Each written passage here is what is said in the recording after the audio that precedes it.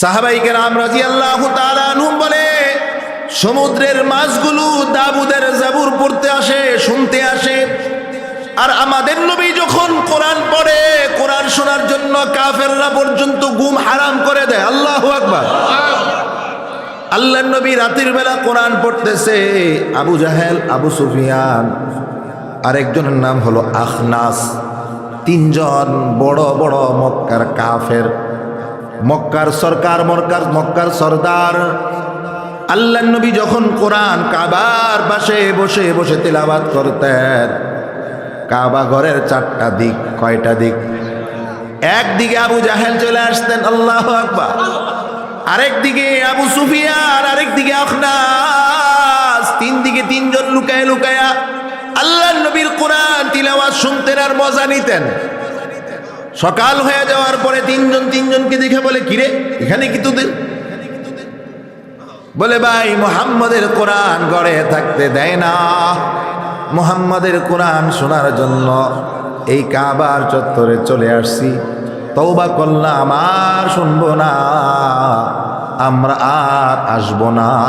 আজকে আমরা আমাদেরকে দেখেছি, কেউ কাউকে বলবো না, আর কোনোদিন এখানে আসবো না, ওয়াদা করলাম আর আসবো না। ঠিক আছে। আবার যখন দ্বিতীয় রাত্র হয়ে গেছে, আবার আবু জাহেল চলে আসছে, আবু সুফিয়ান, আখনাস চলে আসছে। আল্লাহর নবীর কোরআন তেলাওয়াত শোনার জন্য তারা ওই কাবার চত্বরে দাঁড়ায় দাঁড়ায় কোরআন শুনে আর মজা লয়। আল্লাহু আকবার। সকাল হয়ে যাওয়ার পরে একজন আরেকজনকে বলে, কিরে কালকে না বললি আসবি না, আজকে তো আবার আসলি। বলে, ভাই ভুল হয়েছে, কানে ধরছি, আর ওয়াদা দিলাম আর আসবো না। আল্লাহু আকবার। আবু জাহেল সভা ডাকলেন, এই সব দলবল লোকেরা এদিকে আয়, মুহাম্মদ কোরআন পড়ে, আমরা শপথ করলাম আর কেউ কোরআন শুনতে যাব না। কে কে শপথ করতে রাজি? হাত দাও। সবাই হাত দিয়া আবু জাহেলের নেতৃত্বে শপথ করছে, আর কেউ কোরআন শুনতে, যদি কেউ গেছে এর খবর আছে। বিচার করছে কে? আবু জাহেল। আইন করছে কে? আবু জাহেল। বাস ওই দিন রাত্র হয়ে গেছে, আবু জাহেলের ঘুম আসে না। আবু জাহেল মনে মনে ভাবে, আমি তো আইন করলাম, আর এই আইনের কারণে তো কেউ যাবে না, আজকে আমি একা একা শুনতে যাব। আবু জাহেল চলে গেলেন কাবার চত্বরে। আল্লাহর নবী কোরআন পড়ে, আবু জাহেল কোরআন শুনে আর মজা লাগে। আল্লাহু আকবার। যখন কোরআনের টার আল্লাহর রাসূল দেয়, ফাবিআইয়ি আলা'i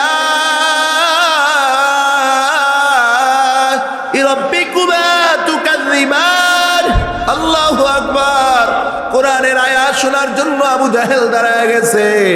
আবু সুফিয়ান মনে, এই কোরআনুল কারীম সাহাবায়ে কেরামের উপরে কেমন প্রভাব ফেলেছেন মনে করেন। সাহাবায়ে কেরামের কাছে সবচেয়ে প্রিয় বস্তুগুলোর ভিতরে একটা ছিল শরাব, মদ পান করা, মদ খাওয়া। সাহাবায়ে কেরাম মদের গ্লাস হাতে নিয়েছেন, ঠোঁটের সাথে মদের গ্লাস লাগাইছেন, মদটা মুখের মধ্যে গিয়েছে, গলার ভিতরে যায় নাই। আল্লাহর হুকুম চলে আসছে, মদ হারাম, মদকে আল্লাহ হারাম করে দিয়েছে। সাথে সাথে সাহাবায়ে কেরাম আল্লাহর হুকুমকে মানার জন্য এই জবানের মদটা জমিনে ফেলে দিয়েছে, ঠোঁট থেকে মদের গ্লাসটা দূরে সরায় ফেলছে। আল্লাহু আকবার। এক সাহাবী বড় ব্যবসায়ী ছিলেন, সিরিয়ায় চলে গেছেন। সিরিয়ার মধ্যে দামি দামি মদ পাওয়া যায়, মটকা ভরে ভরে সিরিয়া থেকে ওনার যত সম্পদ আছে সব সম্পদ দিয়া সিরিয়া থেকে মদ কিনে নিয়ে আসছে। তখনও মদ হারাম হয় নাই। মদের ব্যবসা বড় ব্যবসা, মদের দোকান যে দিতে পারে অল্পতে সে কোটিপতি হয়ে যায়। দুনিয়ার জমিনে আপনি অনেক কিছুরই দাম জানবেন। আতরের দাম জানবেন, এক শিশা আতরের দাম হলো 100 টাকা, একটা লোন্তা বিস্কুট 5 টাকা। প্রত্যেকটা জিনিসের দাম মানুষ জানে। দোকানে গেলে নাপা ট্যাবলেটের দাম কত, গ্যাস্ট্রিকের ওষুধের দাম কত জানে। বাজারে গেলে কাপড়ের দাম আন্দাজ করা যায়, কিন্তু মদের দাম আন্দাজ করা যায় না। ওই জায়গায় কোনো গরিব যায় না, ওখানে সব কোটি কোটি টাকার মালিকগুলো যায় এই মদের জন্য, কোটি কোটি টাকা খরচ করে। ঠিক কিনা বলেন? বাবা ট্যাবলেট দেখছেন না আপনারা? বাবা ট্যাবলেট চিনেননি? আমি দেখছি ছোট্ট লাল একটা নাপা ট্যাবলেট শরীরের জন্য কত উপকারী, জ্বর আসলে জ্বর ছাইরা দেয়। নাপা ট্যাবলেটের দাম কয় টাকা? আর একটা বাবা কিনতে হয় 400-500 টাকা দিয়ে। চিন্তা করছে? তাহলে নেশা এটা উপকারী না ক্ষতি? ওই সাহাবী সিরিয়া থেকে ওনার সম্পদ দিয়া দামি দামি মদ কিনে মদিনার প্রবেশদ্বারে এসে হাজির হয়েছে। এই মদের মস্কগুলা নিয়া মদিনায় ঢুকবে, মদ বিক্রি করে কোটি কোটি টাকার মালিক হয়ে যাবে। ওই সাহাবী যখন দারে মদিনা, মদিনার দরওয়াজায় আসলেন, আল্লাহ তাআলার ঘোষণা আসলেন, মদ আল্লাহ হারাম করে দিয়েছে। ওই সাহাবী আল্লাহর নবীকে জিজ্ঞাসা করে, নবী গো, জীবনের সব সম্পদ বিলাইয়া, সব সম্পদকে বিক্রি করে এই মদ কিনে আনছি ব্যবসার জন্য, আপনি কি বলেন আমি এখন কি করব? আল্লাহর নবী সাল্লাল্লাহু আলাইহি ওয়াসাল্লাম বলেন, আল্লাহর হুকুম হলো মদ নিষিদ্ধ, তোমার এই মদ ফেলে দাও। ওই সাহাবীর কাছে অনেকগুলো মদের মস্ক ছিল। ওই সাহাবী 1 সেকেন্ডের জন্য দেরি করে নাই, হাতের মধ্যে পাথরের টুকরা নিয়ে ঠাস ঠাস করে এক একটা মদের বোতলগুলো ভেঙে, মদের মস্কগুলো ভেঙে ওই মদিনার জমিনের মধ্যে মদগুলো ঢেলে দিয়েছে। মুসান্নেফ বলে, এই মদিনার মধ্যে এত পরিমাণ মদ ঢেলে দেওয়া হয়েছে, বৃষ্টি আসলেও জমিন এত ভিজে না। আরো জোরে বলেন সুবহানাল্লাহ। তাহলে সাহাবাই কেরাম কেমন কোরআনের হুকুম মেনেছেন, কোরআনের আইন মেনেছেন। কোরআনুল কারীমের মধ্যে 4 নম্বর পারার প্রথম আয়াত আল্লাহ বলেন, লা তানালুল বিররা হাত্তা তুনফিকু মিম্মা তুহিব্বুন। গোলাম, ততক্ষণ পর্যন্ত আমি আল্লাহর কাছে প্রিয় হতে পারবা না, দামি হতে পারবা না, যতক্ষণ না তোমাদের প্রিয় বস্তু আমি আল্লাহর জন্য খরচ করো। আল্লাহ হুকুম করছেন যে তোমার প্রিয় বস্তু যতক্ষণ আমার রাস্তায় খরচ না করবা, ততক্ষণ পর্যন্ত দামি হতে পারবা না। আল্লাহ নবীর একজন সাহাবী ছিলেন হযরত আবু তালহা আনসারী রাদিয়াল্লাহু তাআলা আনহু। টাকা পয়সার মালিক ছিলেন, ধনী ছিলেন। কোরআনুল কারীমের আয়াত নাজিল হওয়ার পর উনি চিন্তায় পড়ে গেলেন, আমার জীবনে সবচেয়ে দামি জিনিস কি, এটা আমার খুঁজে বের করতে হবে। ওনার একটা বাগান ছিল, একটা দামি বাগান, মদিনার মধ্যে ওনার বাগানটা ছিল বড় দামি। এই বাগানের ফল হতো তাজা তাজা, সুন্দর, অনেক সুস্বাদু। এই বাগানের ফলের জন্য মানুষের আগ্রহ বেশি ছিল। তার কারণ হলো এই বাগানের মধ্যে একটা কূপ ছিল, একটা পরিখা ছিল। কূপ চিনেননি? পরিখা একটা কুয়া ছিল। ওই কুয়ার পানি এত ভালো ছিল, এই কুয়ার পানি নবীজি পান করতেন। এই কুয়ার পানি গাছের গোড়ায় দিলে গাছ সচ্ছল হয়ে যাইত, গাছের ফলগুলো তাজা হয়ে যাইত। এই কূপটা বড় দামি একটা কূপ ছিল। এই কূপটা হযরত আবু তালহা আনসারী রাদিয়াল্লাহু তাআলা আনহুর বাগানের নাম ছিল আরিহা বাগান। এই আরিহা বাগানের ভিতরে ওনার যে কূপ ছিল, কূপটার নাম ছিল বিরহা। উনি চিন্তা করে দেখলেন, এই কূপের কারণে আমার বাগানের এত দাম, আর এই কূপটা হলো আমার কাছে সবচেয়ে প্রিয় বস্তু। উনি আল্লাহর নবীকে বলেন, আল্লাহর নবী, আল্লাহ বলেছেন প্রিয় বস্তু কুরবানি না করলে আল্লাহর মহাব্বত পাওয়া যায় না। আমার জীবনে সবচেয়ে মহাব্বত প্রিয় বস্তু হলো আমার বিরহা কূপ, এটা আমি আল্লাহর রাস্তায় দান করে দিলাম। আমার প্রিয় বস্তুটা আমি আল্লাহর রাস্তায় কুরবানি করলাম, আল্লাহর মহাব্বত পাওয়ার জন্য, আল্লাহর ভালোবাসা পাওয়ার জন্য। আল্লাহর নবী বলেন, আবু তালহা, এই কূপটা যদি তুমি বিক্রি করে দাও, এই কূপটা যদি তুমি আল্লাহর রাস্তায় দান করে দাও, তোমার বাগানটা কিন্তু অন্ধকার হয়ে যাবে। আল্লাহু আকবার। এই কূপ আছে তো বাগানের ফল ঠিক আছে, কূপ না থাকলে বাগান চলবে কি দিয়া? হযরত আবু তালহা আনসারী বলে, ইয়া রাসূলুল্লাহ, এই কূপের কারণে যদি বাগান নষ্ট হয়ে যায়, এই কূপটা যেমন আল্লাহর রাস্তায় দান করে দিলাম, আমি আমার বাগানটাও আল্লাহর রাস্তায় দান করে দিলাম। আল্লাহ কোরআনুল কারীমের মধ্যে বলেছেন, আমার প্রিয় হতে হলে তোমার প্রিয় বস্তু কুরবানি করা লাগবে। বাবা, আমার প্রিয় বস্তু যদি আমি কুরবানি করি, আল্লাহর প্রিয় হতে পারবো। সাহাবায়ে কেরাম রাদিয়াল্লাহু তাআলা আনহুমের অবস্থা দেখেন। হযরত যায়েদ বিন হারেসা, গরীব সাহাবী, গরীব, কোনো সম্পদ নাই, টাকা নাই, পয়সা নাই, একটাই ওনার সম্বল ছিল, একটা ঘোড়ার মালিক ছিলেন উনি। আল্লাহু আকবার। এই ঘোড়াটা দিয়া বাজারে যাইতেন, জঙ্গলে যাইতেন, কাঠ কাটতেন, একটাই ওনার মাল, একটাই ওনার সম্পদ। হযরত আবু যায়েদ রাদিয়াল্লাহু তাআলা আনহু, যায়েদ বিন হারেসা রাদিয়াল্লাহু তাআলা আনহু আল্লাহর রাসূলের কাছে এসে বলে, ওগো পয়গম্বর, আমার জীবনে সবচেয়ে প্রিয় বস্তু হলো আমার ঘোড়াটা। আমি আল্লাহর জন্য, আল্লাহর ভালোবাসা পাওয়ার জন্য আমি আমার ঘোড়াটাকে আল্লাহর রাস্তায় দান করে দিলাম। সাহাবায়ে কেরাম রাদিয়াল্লাহু তাআলা আনহুম কোরআনকে মানার জন্য প্রিয় বস্তু কুরবানি করেছে, কোরআনকে মানার জন্য মদের নেশা ছেড়ে দিয়েছে, কোরআনকে মানার জন্য সব বিলিয়ে দিয়েছে, নিজের রাজত্ব পর্যন্ত বিলিয়ে দিয়েছে। হযরত ওসমান রাদিয়াল্লাহু তাআলা আনহু যখন খলিফা, ওনার উপরে কাফেররা আক্রমণ করবে, ওনার উপরে খারিজি সম্প্রদায় আক্রমণ করবে, ওনার উপরে শিয়া সম্প্রদায় আক্রমণ করবে, উনি আল্লাহর কালাম কোরআন পড়তেছেন। ওনার প্রজারা বলতেছে, হুজুর বাহিরে আগুন চলতেছে, মারামারি চলতেছে, আপনার ভিতরে কোনো পেরেশানি দেখতেছি না। ওসমান বলে, এই কোরআন হলো আমার এত প্রিয় একটা জিনিস, এই কোরআন যখন আমি পড়ি আমার রাজত্বের কথা ভুলে যাই, এই কোরআন যখন আমি পড়ি আমার সম্পদের কথা ভুলে যাই, এই কোরআন যখন আমি পড়ি আমার বিবি বাচ্চার কথা ভুলে যাই, এই জন্য আমি সব কুরবানি করতে পারবো, আল্লাহর কালাম ছাড়তে পারবো না। ওসমান রাদিয়াল্লাহু তাআলা আনহু কোরআন পড়তেছে, এমন সময় দুশমন পিছনে দাঁড়িয়ে গেছে তরবারি নিয়ে। ওসমান রাদিয়াল্লাহু তাআলা আনহু ইচ্ছা করলে তরবারি দিয়ে তাকে প্রতিহত করতে পারে, ওনার বডিগার্ডগুলো শহীদ হয়ে গেছে।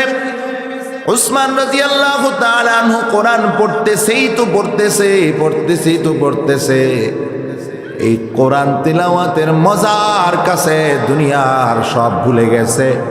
দুশমন ওনার গর্দানে তরবারি চালায়া দিছে। যখন ওনার শরীরের মধ্যে দুশমন তরবারি আঘাত করেছে, ওনার গলা থেকে রক্তের ফোসকা, রক্তের ফুটা কোরআনুল কারীমের মধ্যে পড়ে গেছে।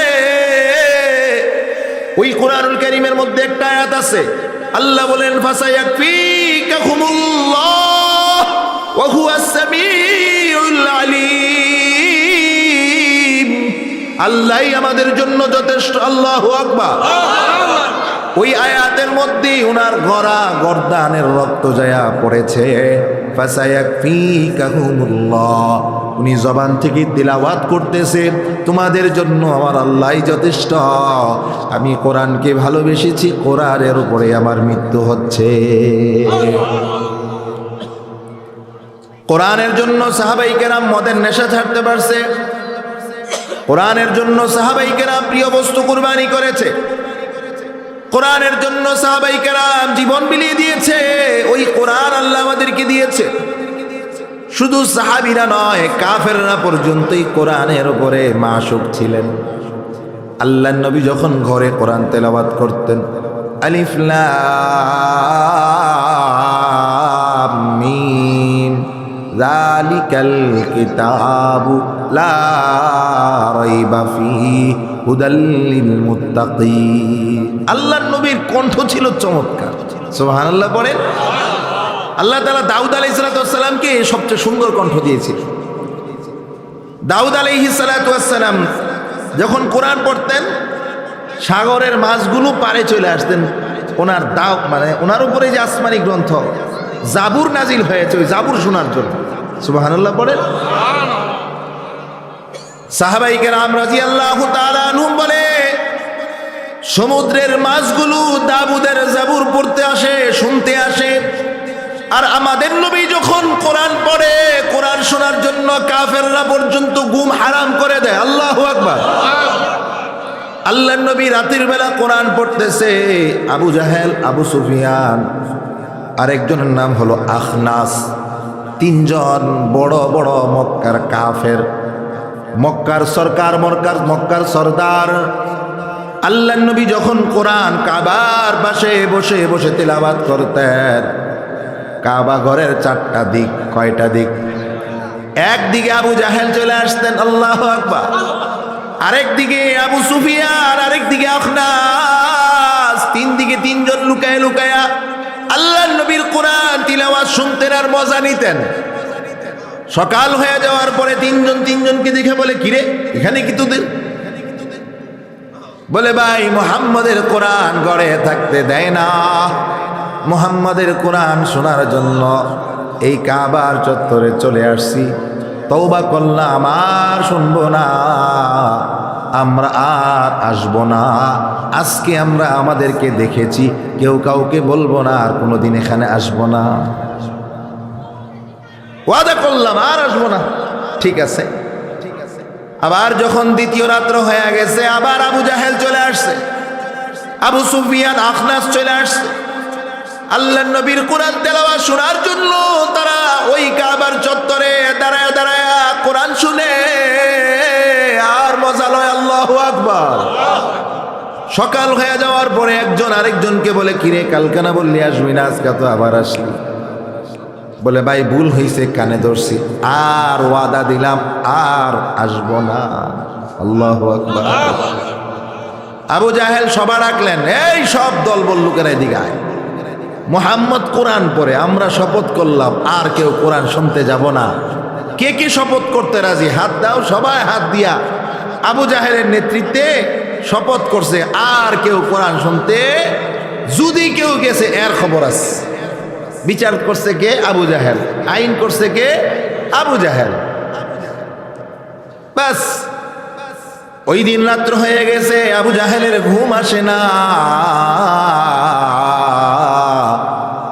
আবু জাহেল মনে মনে ভাবে, আমি তো আইন করলাম, আর এই আইনের কারণে তো কেউ যাবে না, আজকে আমি একা একা শুনতে যাব। আবু জাহেল চলে গেলেন কাবার চত্বরে। আল্লাহর নবী কোরআন পড়ে, আবু জাহেল কোরআন শুনে আর মজা লাগে। আল্লাহু আকবার। যখন কোরআনের টান আল্লাহর রাসূল দেয়, ফাবিআইয়ি আলা'i রাব্বিকুমা তুকাযযিবান। আল্লাহু আকবার। কোরআনের আয়াত শোনার জন্য আবু জাহেল দাঁড়ায় গেছে। আবু সুফিয়ান মনে মনে ভাবে, আইন হয়েছে, আর কেউ যাবে না, আমি একা একা চুপচাপ একটু শুই না, সকাল হওয়ার আগেই চলে আসব। আখনাস সেও ভাবতেছে, আমিও যাই, আজকে সকাল হতে দেব না, অন্ধকার থাকতেই চলে আসব। আল্লাহর নবীর তিলাওয়াত শুনতে শুনতে সূর্য উঠে গেছে, কেউ বলতে পারে না, কেউ বলতে পারে না। সকাল হয়ে গেছে, তিনজনের মুখামুখি। কিরে? আবু জাহেল বলে, আমি আইন করলাম, দেখতে আসছি, কেউ আইসিনি। আমি দেখতে আইছি, কেউ আইসিনি। তুমি দেখতে আইছো, রাত্রে এসে নাইছো, সকাল করলা কেরে? বোঝেন না এই কথাটা? আল্লাহু আকবার বলেন। তুমি সকালবেলা দেখতে আইছো না রাত্রে আইছো? রাত্রে তো, রাত্রে এলে এতক্ষণ কি ধরা পড়ে গেছিনি? আখনাস আবু জাহেলকে বলে, আবু জাহেল, এই যে কোরআনের তিলাওয়াত শুনলে কি মনে হয়? আবু জাহেল বলে, আমি যদি এখন কোরআন সম্পর্কে বলি, আমার বাপ দাদার সাথে বেঈমানি হবে, এই জন্য আমি বলতে চাই না, আমি ওয়াদা দিলাম আর কোরআন শুনবো না, তোমাদেরকেও শুনতে দেব না। ও মুসলমান ইমানদার, এই কোরআন কাফেরদের উপরেও প্রভাব ফেলতো, ঠিক কিনা বলেন? এই জন্য কোরআন হলো আমাদের জন্য রহমত। নবীজি মদিনায় ঘুমায় আছে ঠিক, নবীজির মুজিজা কোরআন আমাদের কাছে আছে, ঠিক কিনা বলেন?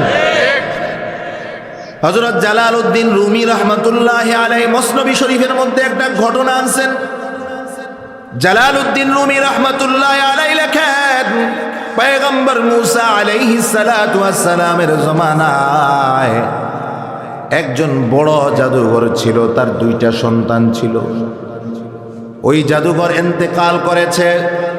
ইন্তেকালের পরে ওই জাদুঘরের দুই সন্তান বাবার কবরের সামনে আইসা দাঁড়ায়া জিজ্ঞাসা করে, বাবা আপনি তো দুনিয়ার জমিন থেকে চলে গেলেন, আমাদেরকে বলেন মুসা উনি সত্য নবী না মিথ্যা নবী? কবরের কাছে জিজ্ঞাসা করে। কবর কি কোনো উত্তর দিতে পারবে? রাতের বেলা দুই ভাই ঘুমায়া গেছে, বাবা স্বপ্নে চলে আসছে। বাবা বলতেছে, আমার সন্তান, ওই মুসার কাছে একটা লাঠি আছে, এই লাঠিটাকে যদি তোমরা চুরি করতে পারো বুঝবা মুসা মিথ্যা নবী, আর যদি লাঠিটাকে চুরি করতে না পারো তাহলে বুঝবা মুসা সত্য নবী। মুসা আলাইহিস সালাতু ওয়াস সালাম গাছের সাথে হেলান দিয়া লাঠিটাকে রাইখা ঘুমায়া পড়লেন, ঘুমাচ্ছেন। দুই ভাই দূর থেকে দেখলেন পয়গম্বর মুসা ঘুমায় আছে, লাঠিটা সাথে রাখা, চলে গেলেন চুরি করার জন্য। ওই দুই ভাই পয়গম্বর মুসার ঘুমের সুযোগে লাঠিকে নিয়ে রওনা করেছেন।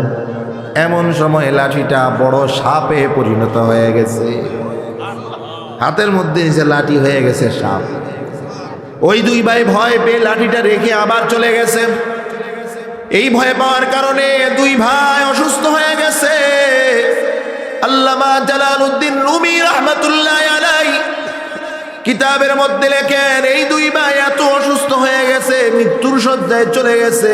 দুই ভাই একজন মুসা আলাইহিস সালাতু ওয়াস সালামের কাছে আসছে, এসে পুরা ঘটনাটা খুলে বলছে, ও পয়গম্বর বুঝি নাই আপনার লাঠি চুরি করতে যায় আজকে আমরা মৃত্যুর শয্যায়, আপনার কাছে মাফ চাই, আমরা আর কোনোদিন এই ভুল করব না, আমরা আপনার কাছে ক্ষমা চাই।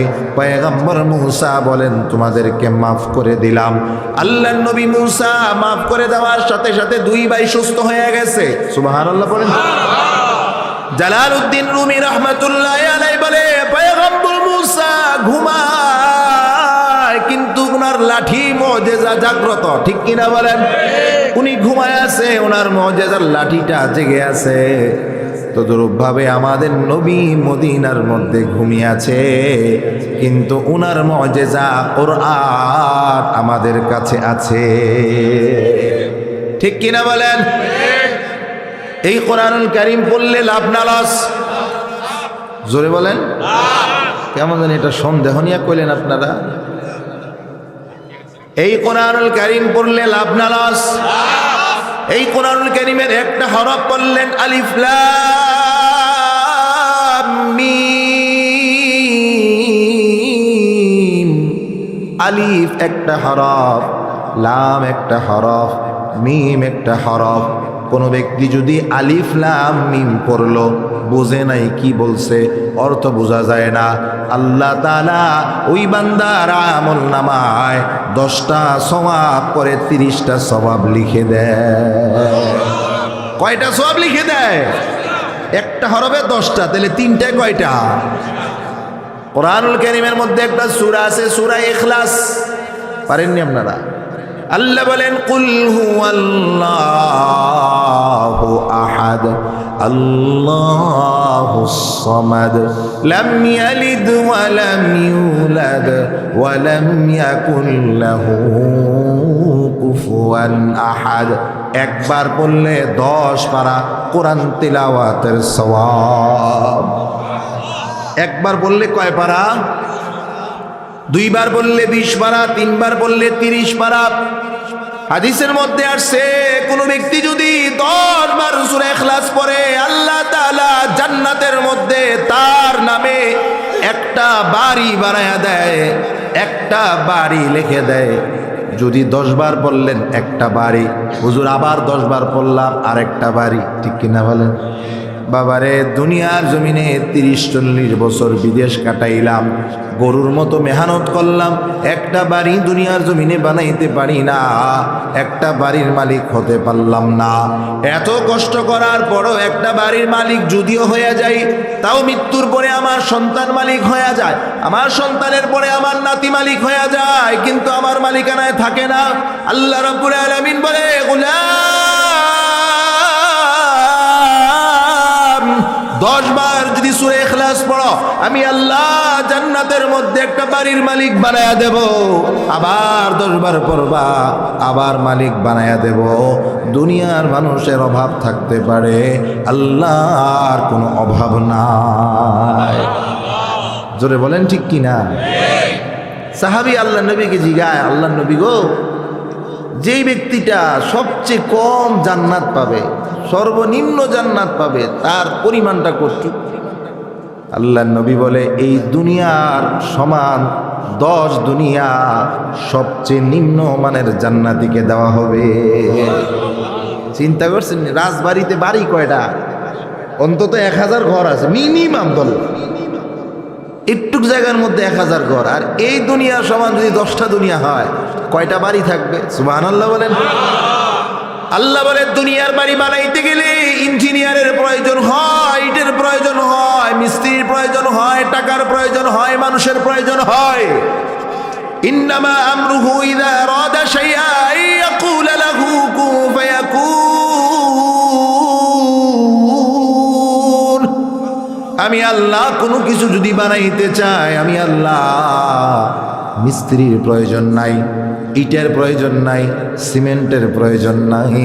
আমি আল্লাহ শুধু বলি কুন, এইটাও বলা লাগে না, ফায়াকুন, অটোমেটিক হয়ে যায়। আল্লাহর কি অভাব আছে? এই জন্য কোরআনুল কারীম বললে লাভ না লস? এই কোরআনুল কারীমকে কেউ পরিবর্তন করতে পারবে না। নবীর জমানায় যে কোরআন, কিয়ামত পর্যন্ত একই কোরআন। আল্লাহু আকবার। প্রমাণ কি? প্রমাণ হলো ইমাম কুরতুবী রাহমাতুল্লাহি আলাইহি একটা ঘটনা বর্ণনা করেছেন। ঘটনা যিনি বর্ণনা করেছেন ওনার নাম হলো আল্লামা ইমাম কুরতুবী রাহমাতুল্লাহি আলাইহি। উনি ঘটনা বর্ণনা করেন খলিফা মামুনুর রশিদের আমলে। খলিফা মামুনুর রশিদ একটা সেমিনার করতেন, শিক্ষা সেমিনার। যেই সেমিনারের মধ্যে কোরআন নিয়ে আলোচনা হতো, হাদিস নিয়ে আলোচনা হতো, শরীয়তের বিভিন্ন বিষয় নিয়ে আলোচনা হতো, বিভিন্ন গ্রন্থ, বিভিন্ন ধর্মের বিষয় নিয়ে আলোচনা হতো। ওই মজমার মধ্যে, ওই ক্লাসের মধ্যে একজন ইহুদিও বসতেন, সবক নিতেন। সুবহানাল্লাহ। এই মজমায় বসতে বসতে খলিফার সাথে একটা সম্পর্ক হয়ে গেছে, ঠিক না? পরিচয় হয়ে গেছে। খলিফা মামুনুর রশিদ বলে, হে আল্লাহর বান্দা, আমি তোমাকে ইসলামের দাওয়াত দিতে চাই। তুমি তো আমাদের সাথে থাকো, আমাদের মজমায় বসো, আমি তোমাকে মুসলমান হওয়ার জন্য দাওয়াত দিলাম, তুমি মুসলমান হয়ে যাও। ইহুদি বলে, না, আমি আমার বাপ দাদার ধর্ম ত্যাগ করতে পারবো না, আমি মুসলমান হতে পারবো না। আপনাদের সাথে সময় দেই, আপনাদের সাথে ক্লাসে বসি, এটা আমার শিক্ষার জন্য, বোঝার জন্য, কিন্তু আমি মুসলমান হতে পারবো না। আল্লামা ইমাম কুরতুবী রাহমাতুল্লাহ আলাইহি বলেন, খলিফা মামুনুর রশিদ হজের জন্য গিয়েছে বাইতুল্লাহ। ওখানে তাকায়া দেখে বাইতুল্লাহর মধ্যে বড় একটা দল, বড় একটা জামাত বসে আছে, আর একজন যুবক তাদেরকে বয়ান করতেছে, সবক দিতেছে, কোরআন পড়াইতেছে। সুবহানাল্লাহ। খলিফা মামুনুর রশিদ তীক্ষ্ণ দৃষ্টিতে তাকায়া দেখে এই যুবকটা কে, এই লোকটা কে। খলিফা মামুন তাকিয়ে দেখে এই যুবকটা তো হলো ওই ইহুদিটা যে আমার আমার দরবারে যাইতো, আমার মজমায় বসতো, তাকে ইসলামের জন্য দাওয়াত দিয়েছিলাম, সে তো মুসলমান হবে না বলেছে। আজকে দেখি মুসলমান তো হয়েছে, পাশাপাশি বাইতুল্লাহর মতো পবিত্র জায়গায় বয়ানও করতেছে। খলিফা মামুনুর রশিদ তাকে জিজ্ঞাসা করলেন, কি ব্যাপার? ও ভাই, আমি তো তোমাকে ইসলামের দাওয়াত দিয়েছিলাম, কোরআনের দাওয়াত দিয়েছিলাম, কিন্তু তুমি মুসলমান হও নাই। আজকে দেখি মুসলমান হয়ে গেছ, কিভাবে মুসলমান হলা আমাকে একটু বলা যায়নি? আল্লাহর বান্দা বলে, অবশ্যই বলতে পারবো। আল্লাহর বান্দা বলে, খলিফা আমি একজন লেখক, আমি একজন রাইটার, ভালো লিখতে পারি। সত্য ধর্ম যাচাই করার জন্য, সত্য গ্রন্থ বাছাই করার জন্য আমি প্রথমে 3টা জাবুর লেখলাম। যেই জাবুর হলো আসমানি গ্রন্থ, ইব্রানি ভাষায় নাজিল। এই 3টা জাবুর লেখলাম, মন মতো করে লেখলাম, ভুলভাল লেখলাম, পরিবর্তন করলাম। তাদের ইবাদত খানায় যায় তাদের অনুসারীদেরকে যখন দিলাম, তারা এটাকে চুমাইতেছে, বুকে জড়াইতেছে, সত্য মনে করে গ্রহণ করে নিয়েছে। আমি চলে গেলাম খ্রিস্টানদের গির্জায়। খ্রিস্টানরা হযরত ঈসা আলাইহিস সালাতু ওয়াস সালামকে আল্লাহর পুত্র মনে করে। ইনজিল তাদের ধর্মীয় গ্রন্থ, 3টা ইনজিল আমি নিজ হাতে লেখলাম। অনেক কিছু পরিবর্তন করলাম, উল্টায়া পাল্টায়া লেখলাম, ভুল লেখলাম। এইগুলো লেখে যখন তাদের গির্জায় গেলাম, তারা আমার কাছ থেকে এই ইনজিল নিয়ে বুকে জড়াইয়া ধরে চুমু খায়। এটাকে সত্য মনে করে তারা হেফাজত রাখে। চলে গেলাম ইহুদিদের কাছে। ইহুদিদের ধর্মীয় গ্রন্থ তাওরাত, এই তাওরাতের ভিতরে আমি ভুল লিখে এই তাওরাতের ভিতরে পরিবর্তন করে যখন তাদের সামনে পেশ করলাম, তারা এটা পরে সত্য মনে করে বুকে জড়াইয়া নিল। 3টা আসমানি গ্রন্থ শেষ। সর্বশেষ বাকি রইল কোরআন। এই কোরআনুল কারীম আমি নিজ হাতে লিখলাম, ভুল লিখলাম, পরিবর্তন করলাম। ওই আল্লাহর বান্দা ইহুদি বলে, আমি যখন কোরআনের মধ্যে পরিবর্তন করে কোরআন নিয়ে মসজিদে যাই,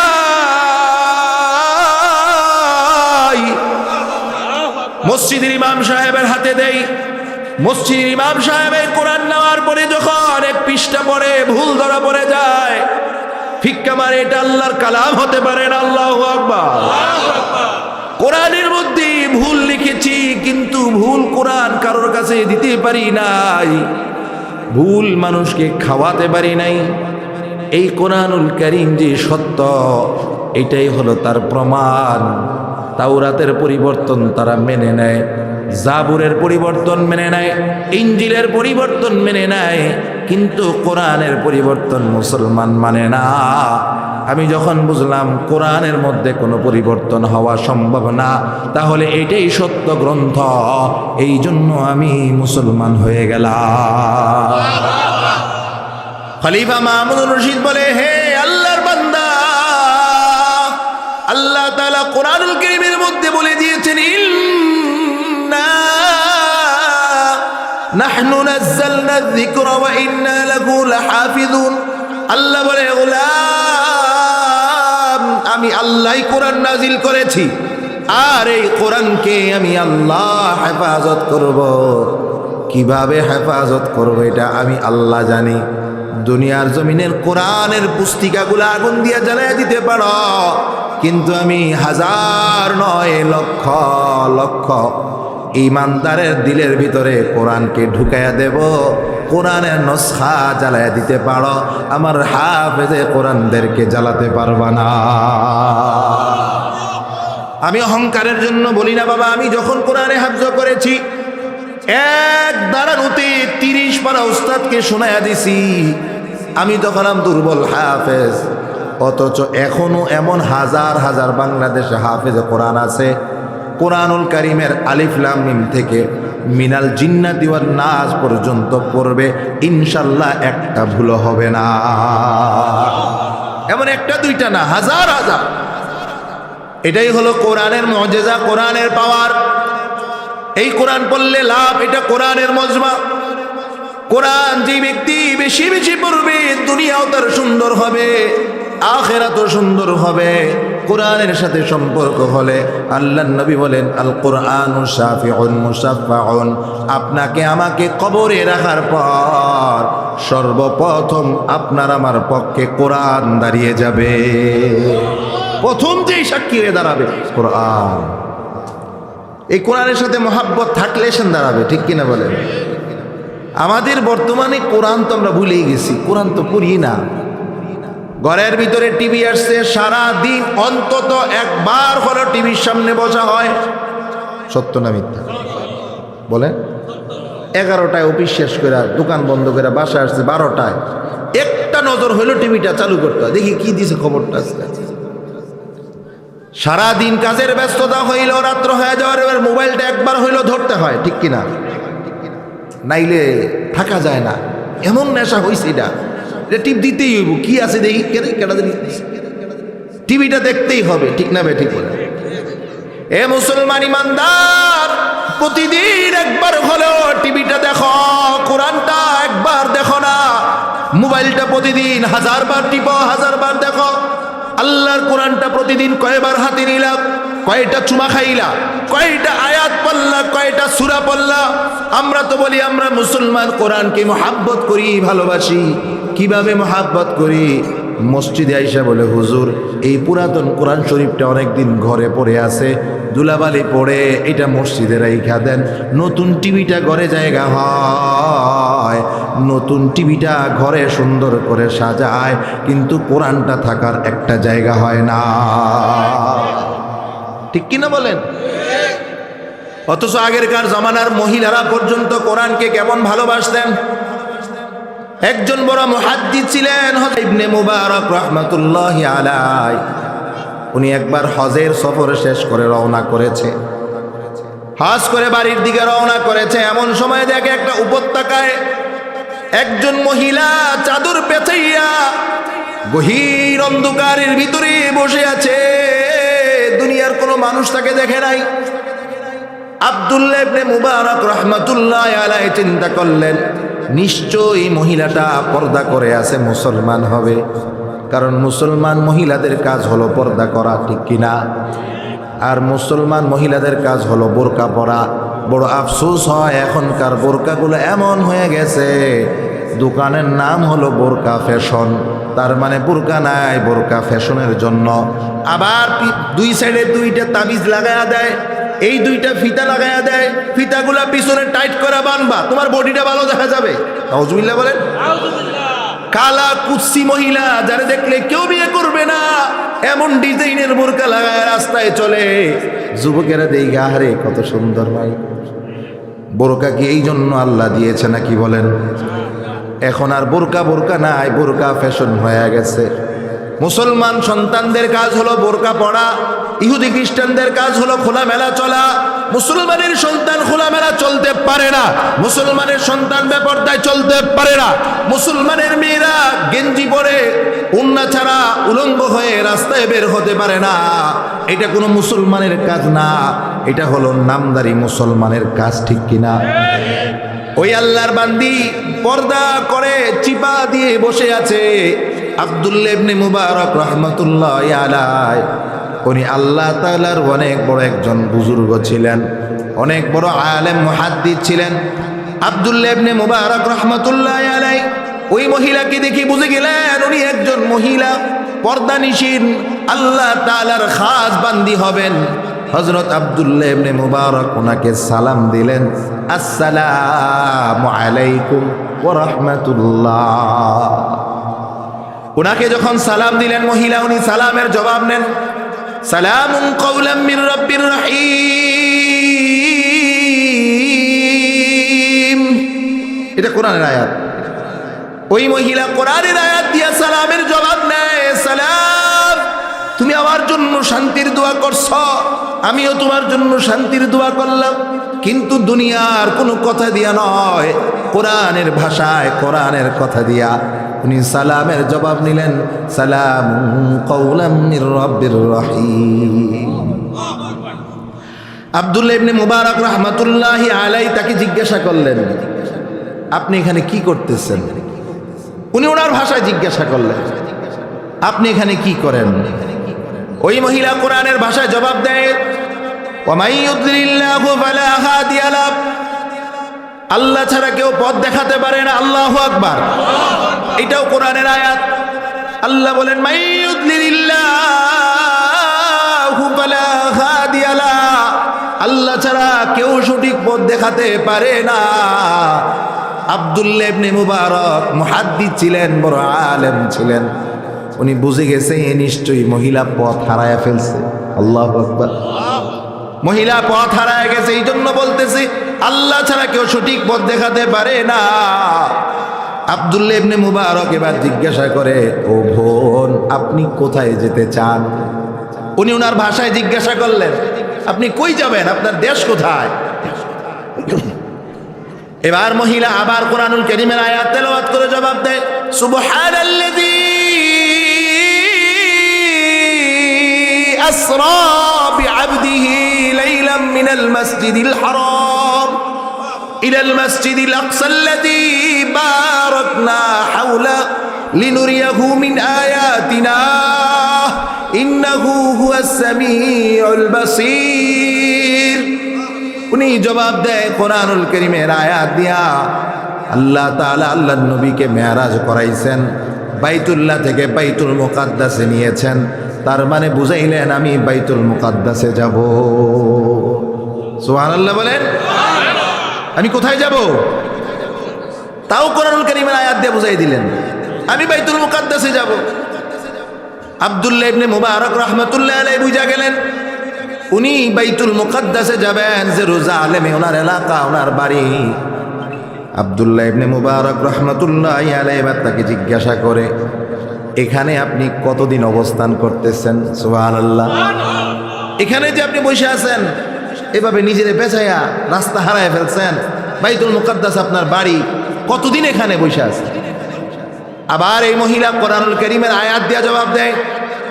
মহিলা বলে, সালাসা লায়ালিন সাবিয়া, 3 দিন 3 রাত পর্যন্ত আমি এখানে বসে আছি। আল্লাহু আকবার।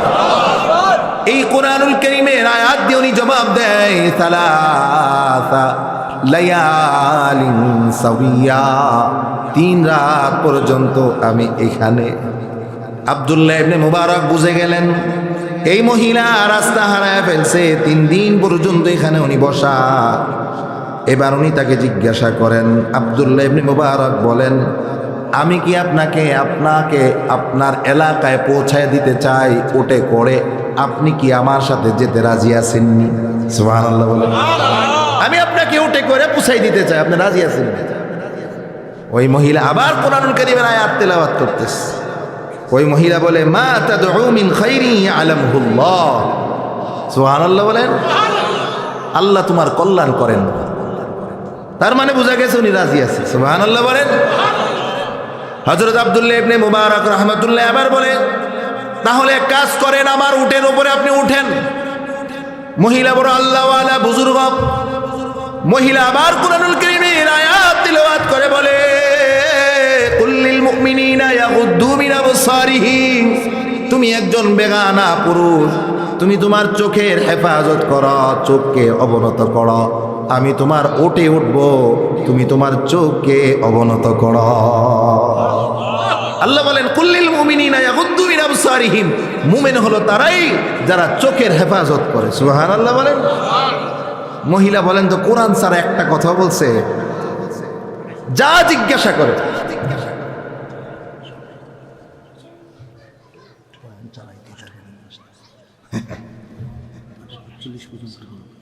ঠিক আছে,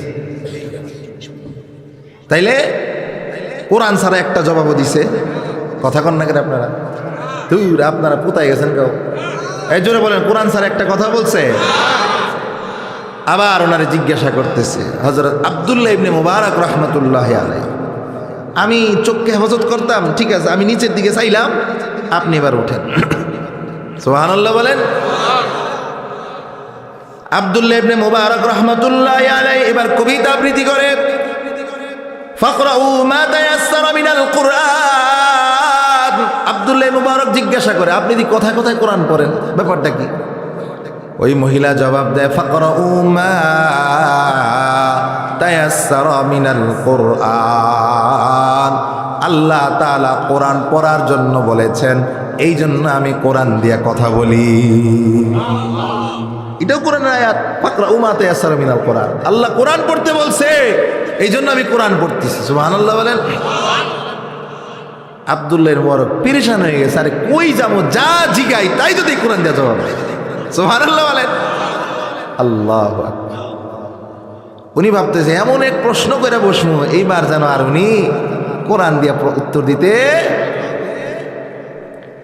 আব্দুল্লাহ ইবনে মুবারক রাহমাতুল্লাহি আলাইহি বলে, এ আমার বোন, আপনি কেন কোরআন দিয়ে কথা বলেন? কোরআন ছাড়া কি কথা বলতে পারেন না? কেমন প্রশ্ন, একদম আটকায় দিছে।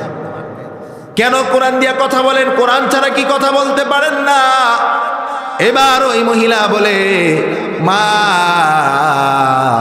ইয়ালফিযু মিন কাউলিন ইল্লা লাদাইহি রাকীবুন আতীদ। ওই মহিলা বলে, মা ইয়ালফিযু মিন কাউলিন ইল্লা লাদাইহি, আমার জবান থেকে যা বের হবে সব আল্লাহর ফেরেশতারা লেখে। এটা কে বলছে? আল্লাহ বলেন কোরআনুল কারীমের মধ্যে, গোলাম যা বলবা জবান দিয়া সব আমার ফেরেশতারা লিখবে, সব রেকর্ড করা হবে। এই রেকর্ড আল্লাহ আমাদেরকে দেখায় দিবে, এই রেকর্ড আমাদের সামনে আল্লাহ ভাষায় তুলবে। হাসরের ময়দানে আল্লাহ যখন আপনাকে আমাকে রেকর্ড দেখায় দিবে, ওই সময় আমরা পড়ব ওয়াবুদি আল কিতাব ফাতারাল মুজরিমিনা মুশফিকিনা মিম্মা ফি। আল্লাহু আকবার। ওই দিন অপরাধীরা, কোরআনুল কারীমের ওই আয়াতে আল্লাহ বলেন, অপরাধীরা আমুল্লামা দেখার পরে বলবে, ইয়া ওয়াইলাতানা মালি হাযাল কিতাব লা ইউগাদিরু সগীরাতান ওয়ালা কাবীরাতান ইল্লা আহসাহা। অপরাধীরা বলবে, আল্লাহ কেমন আমল নামা ধরায়া দিলেন, কেমন আমল নামা দিলেন আল্লাহ। কোনো একটা ছোট থেকে ছোট, বড় থেকে বড়, আমার জীবনের কোনো কিছুই তো দেখি ছোটে না। ওয়াজাদু মা আমিলু হাদিরা, সব কিছু আমি যেইভাবে করেছি, রাতে যেমন করেছি তাও দেখি আছে, দিনে যেমন করেছি তাও আছে, বাহিরে যেমন করেছি তাও আছে, ভিতরে যা নিয়ত ছিল তাও তো দেখি আছে। আল্লাহ বলেন, গোলাম ওয়ালা ইয়াযলিমু রাব্বুকা আহাদা, আমি আল্লাহ কারোর উপরে জুলুম করি না। আল্লাহ কারোর উপর জুলুম করে? এই জন্য আপনি যা বলবেন সব রেকর্ড হয়। ভালো কাজ করলে ডান কাদের ফেরেশতা লেখে, খারাপ কাজ করলে বাম কাদের ফেরেশতা লেখে। কিরামান কাতিবিন ইয়ালামুনা মা তাফআলুন। ডান এবং বাম কাঁধে সম্মানিত ফেরেশতারা আপনার জীবনের ভালো আমলগুলা, খারাপ আমলগুলা লিখবে। মৃত্যুর পরে আপনি সব দেখতে পারবেন, সব জানতে পারবেন।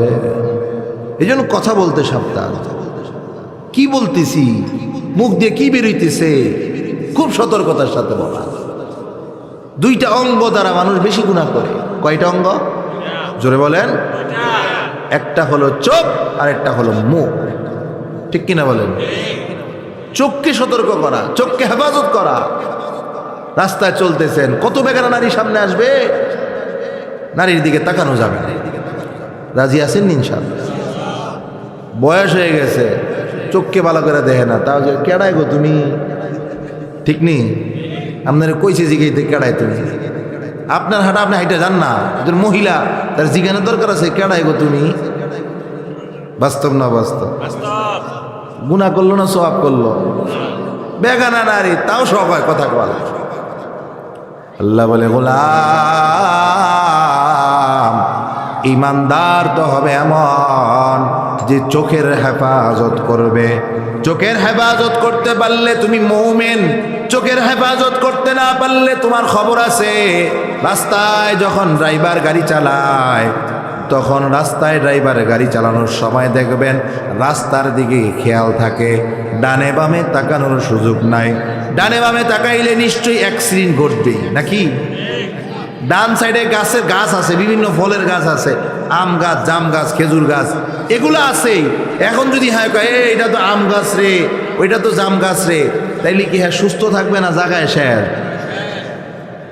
রাস্তায় ড্রাইভার গাড়ি চালায়, যখন গাড়ি চালায় তখন ডান পাশে বাম পাশে অনেক গাছ থাকে। ড্রাইভার সামনের দিকে চালায় আর নজর ডানে বামে পড়ে। ড্রাইভার জানে আমি যদি গাছের দিকে তাকাই আমি শেষ হয়ে যাব। তদরূপভাবে মুমিনের রাস্তা এমনভাবে চলবে, এমনভাবে নজর থাকবে ডানে বামে যত মহিলাই থাকো, আমি তার দিকে তাকাবো না, তাকালে আমিও অ্যাক্সিডেন্টের শিকার হয়ে যাব। ঠিক কিনা বলেন? এই জন্য চোখের হেফাজত করতে হবে। 2 নাম্বার হলো জবানের হেফাজত করা।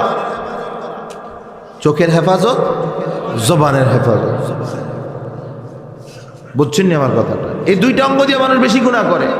জবান দিয়ে গুনাহ হয়নি, গীবত করিনি আমরা, গীবত। আই হায় আয়, ইমাম সাহেব হুজুরের পিছনে মাত্র নামাজটা পড়া বের হয়ে কয় আর ওনার কথা কয়ে লাভ নেই। ঠিক না ভাই? ঠিক। মাত্র ওনার পিছনে আপনি নামাজ পড়লেন, মাত্র না করলেন আমি আপনার ইমাম মানি, নেতা মানি, বের হয়ে আবার ইমামের ব্যাপারে গীবত করলেন, শেকায়েত করলেন, সমালোচনা করলেন। কিসের গুনাহ? জোরে বলেন। অহংকার করে মানুষ, আমার চিনোস বেটা, আরে চিনলি না রে। এই যে একটা অহংকার জবান দিয়ে করল, লোভ, হিংসা, মিথ্যা কথা, মিথ্যা সাক্ষী দেওয়া, খুঁটা দেওয়া, চুগলখড়ি করা, হাজারো গুনাহ এই জবান থেকে। ঠিক না বে? ঠিক। একটু চিন্তা করে দেখেন, এই জন্য আল্লাহ তাআলা কান বানাইছেন, হাত বানাইছেন, সব বানাইছেন, কোনোটার উপরে আল্লাহ পর্দা দেন নাই। কানের মধ্যে পর্দা নাই। যদি আপনি বলেন এই কান আমি শুনবো না, তাহলে আঙ্গুল ঢুকাতে হয়। এই নাক আমি নিঃশ্বাস নেব না, আঙ্গুল দিয়ে নাক চেপে ধরতে হয়। আল্লাহ বলে গোলাম, আমি আল্লাহ তোমাকে চোখ এবং মুখের মধ্যে পর্দা ঢেলে দিলাম, যখনই কোনো গুনাহ আসবে সাথে সাথে পর্দা বন্ধ করে দিবা। সুবহানাল্লাহ বলেন। এই জন্য জবানকে গুনাহ থেকে বাঁচাইতে হবে। জবানের অনেক গুনাহ আছে, সকল গুনাহ থেকে জবানকে হেফাজত করতে হবে। ওই আল্লাহর বান্দা জিজ্ঞাসা করে, ও বোন, আপনি তো যাই বলেন কোরআন থেকে বলেন, আপনার কি কোনো ভাষা নাই? কেন নিজের ভাষায় কথা বলেন না? ওই মহিলা জবাব দেয়, মা ইয়ালফিযু মিন কাউলিন ইল্লা লাদাইহি রাকীবুন আতীদ। আমি মুখ দিয়া যাই বলি, আমার আল্লাহ রেকর্ড করে, এই জন্য কোরআনের বাহিরে আমার কোনো কথা। সুবহানাল্লাহ বলেন। এবার আব্দুল্লাহ ইবনে মুবারক রাহমাতুল্লাহি আলাইহি জিজ্ঞাসা করে, আপনার কি কোনো সন্তান সন্ততি আসেনি? কই লয়ে যাবো আপনারে? আমাকে বলতে হবে না আপনার সন্তান টন্তান আসেনি? ওই মহিলা আবার জবাব দেয় কোরআনুল কারীম থেকে। ওই মহিলা বলে, আল মালু ওয়াল বানুনা যিনাতুল হায়াতিদ দুনিয়া। সন্তান এবং সম্পদ এগুলো হলো আল্লাহর পক্ষ থেকে নিয়ামত, জিনত। মানে আমার সম্পদও আছে, সন্তানও আছে, আমার সন্তান অবশ্যই আছে। সুবহানাল্লাহ বলেন। যা জিগায় শুধু কোরআন। তাহলে কোরআনের হাফেজা ছিলেন, ঠিক কিনা বলেন? তাহলে কেমনে বলতো? এবার ওই বৃদ্ধা মহিলা চলতে চলতে চলতে চলতে এলাকার কাছে চলে আসছে। আল্লাহু আকবার। নিজের সন্তান আছে, 3টা সন্তান। উনি সন্তানদেরকে ডাকতেছেন কোরআনের আয়াত দিয়া, ওয়াত্তাখাযাল্লাহু ইব্রাহিমা খলিলা। 1 নাম্বার সন্তানের নাম হলো ইব্রাহিম খলিল। সুবহানাল্লাহ। আল্লাহ তাআলা বলেন, হে পয়গম্বর ইব্রাহিম, ওনাকে সম্বোধন করে আল্লাহ বলেন, ওয়াত্তাখাযাল্লাহু ইব্রাহিমা খলিলা। আল্লাহ আপনাকে গ্রহণ করেছে বন্ধু হিসাবে। এটা হলো কোরআনের আয়াত। ওই মহিলা জবাব দিয়া দেয়, আমার একটা সন্তানের নাম হলো ইব্রাহিম খলিল। আবার বলেন ওয়া কাল্লামাল্লাহু মূসা তাকলিমা, আল্লাহ তাআলা মূসার সাথে সরাসরি কথা বলে। আমার আর একটা সন্তানের নাম হলো মূসা, একটার নাম হলো ইব্রাহিম, আরেকটার নাম হলো মূসা। আবার বলেন ইয়া ইয়াহইয়া খুযিল কিতাবা বিকুওয়া, একজন নবীর নাম হলো ইয়াহইয়া। আল্লাহ তাআলা ওই নবীকে বলেন, হে ইয়াহইয়া তুমি তোমার কিতাব ধরো, কিতাব গ্রহণ করো। ওই আয়াতটা উনি এখানে ব্যবহার করে বুঝিয়ে দিলেন, আমার তিনটা সন্তান, ওয়াত্তাখাযাল্লাহু ইব্রাহিমা খলিলা, একটার নাম হলো ইব্রাহিম। দুই নম্বর ওয়া কাল্লামাল্লাহু মূসা তাকলিমা, দুই নম্বর হলো মূসা। তিন নম্বর ইয়া ইয়াহইয়া খুযিল কিতাবা বিকুওয়া, হে আমার সন্তান ইয়াহইয়া। এইভাবে উনি আয়াতটা পড়ার পরে তিনটা সন্তান দৌড়ে আমার কাছে চলে আসছে। সুবহানাল্লাহ। সন্তানও আছে, নামও বইলা দিছে, সন্তানগুলোও চলে আসছে। আয়েশা উটের থেকে নামায়া মার, আহারে মা আপনি 3 দিন কি অবস্থা, খাওয়া দাওয়া খাইছেননি, কিছু খাবেননি, মাকে জিজ্ঞাসা করে। মা আবার কোরআন থেকেই তেলাওয়াত করে। সুবহানাল্লাহ বলেন। মা 3 দিন ধরে না খায় আছে, পেটের ক্ষুধা আসেনি বলেন।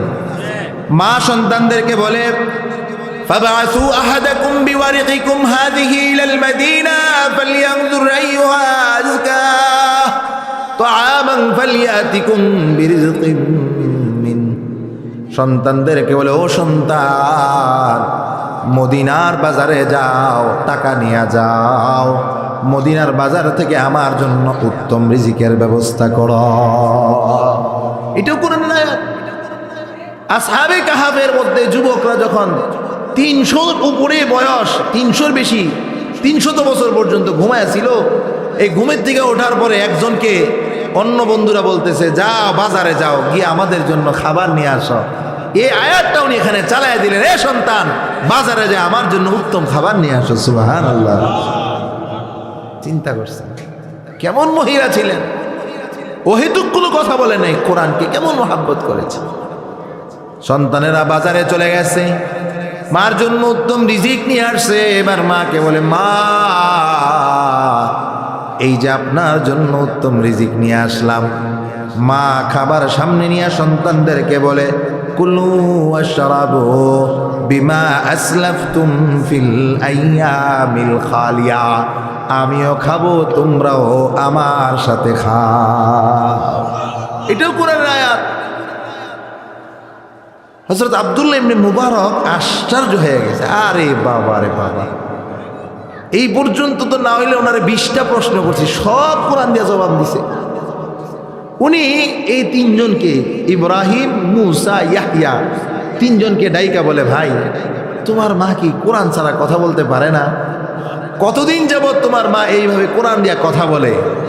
ওই 3 সন্তান জবাব দেয়, আমার মা 40 বছর পর্যন্ত শুধু কোরআন ছাড়া দ্বিতীয় কোনো কথা বলে না। যা প্রয়োজন উনি কোরআন দিয়েই বলে। আল্লাহু আকবার বলেন। আব্দুল্লাহ ইবনে মুবারক বলে, তোমার মা তো আমার এতক্ষণ অনেক আয়াত পড়ছে, বলছে, আমি একটা আয়াত তোমার মাকে শেষ বের বলে দিয়ে যাই। সে আয়াতটা হলো, যালিকা ফাদলুল্লাহি ইউতিহি মাইয়াশা। এই কোরআন হলো এমন একটা আল্লাহ তাআলার নিয়ামত, আল্লাহ যাকে চাবে এই নিয়ামতটা দান করবে, যেটা তোমার মাকে আল্লাহ দান করেছে। সুবহানাল্লাহ। তার মানে আগেরকার মহিলারা পর্যন্ত কোরআন পড়তো, মহাব্বত করত। এখনকার মহিলারা সিরিয়াল মেনটেন করে, ঠিক কিনা বলেন? আবার দেখবেন জি বাংলা, জি বাংলা, আর একটা স্টার জলসা, এগুলোর আবার কাজা আছে। কাজা ফজর পড়তারেন নাই, আপনি কাজা করতে পারবেন। এরা যদি রাত্রে কোনো কারণে কোথাও শপিং মলে ঘুরতে গেছে বা কোনো বার্থডে পার্টিতে গেছে, এটা আবার সকালে কাজা করা যায়, ঠিক না বে ঠিক বলেন? আহা, আমাদের মা বোনের আজকে কোরআনের সাথে সম্পর্ক নেই। এক একজনের ফেসবুকের আইডি 4টা 5টা, ঠিক না বে ঠিক? আমরা পুরুষরা কি ভালো নিও?